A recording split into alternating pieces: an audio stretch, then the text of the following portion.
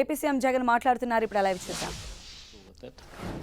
And we've allocated a 3-year window where we're wanting to mobilize $2 billion, 16,000 crores into this whole setup. And we are heading in the right direction, and we will do it. And as far as the doctors are concerned, as you've just spoken, we do understand that this is a predicament that we need to deal with it.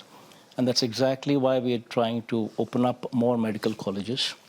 We're coming up, the state had 11 teaching colleges, medical colleges, till our regime had come in. Now we are actually opening up 16 medical colleges. So covering taking every parliament as a unit, so that there is uniformity in distribution. And a teaching hospital and a medical college together would provide for postgraduate students to come in and provide for the health care. So, thank you. Let me add a perspective, I think, on primary healthcare. I've spent a lot of time in India, and I'm quite impressed with the way that India is beginning to use digital in a way to enhance primary healthcare.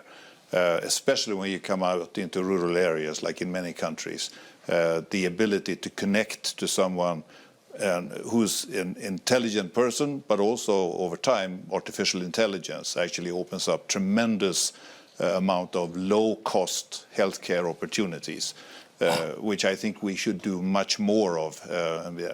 On your question to children, I think the real world there is prevention.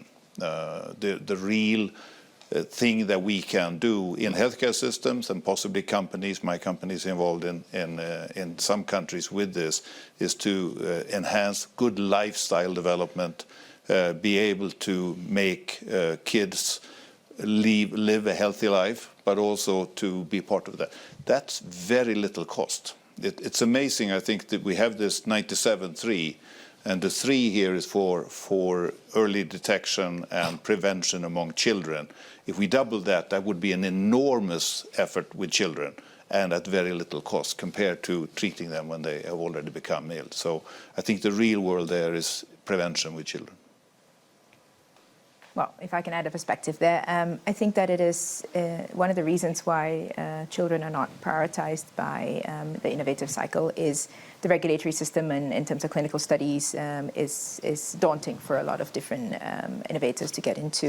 And often the market size is relatively small. And when you think about access, you definitely need to think about how are kids actually being cared for, and the role of the caregiver and the role of the primary health system. As long as we keep talking about the fact that health systems are fragile, I think that you end up seeing that lots of innovators, wait for the problems to be solved before they innovate. The research and development pipeline, the level of access for children is not going to change unless we all consciously make an effort to put children front and center in the response. And there are a lot of new platforms that are being developed. There's a platform called GAPF, looking at priority products for